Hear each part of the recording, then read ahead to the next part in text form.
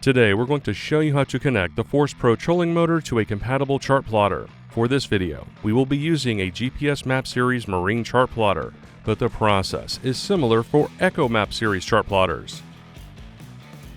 First, power on the Force Pro trolling motor and your compatible chart plotter. Then, select the Home button. Select Settings on the chart plotter. Select Communications. Select Wireless Devices. Select Garmin Trolling Motor. Now, select OK. Ensure your chart plotter's Wi-Fi settings are turned on and hosting a wireless network. Then select Start.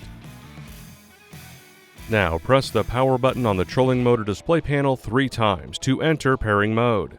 The sync light on the trolling motor display panel illuminates blue as it searches for a connection to the chart plotter.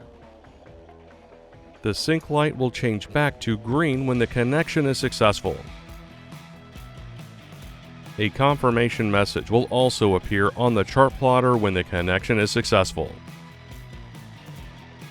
You can enable the trolling motor bar on the chart plotter once the connection is successful. Select Options from the chart or sonar screen. Then select Edit Overlays. Select Top or Bottom Bar. Select Trolling Motor Bar. Then press back. The trolling motor bar will now display on this page and can be added to other pages if needed.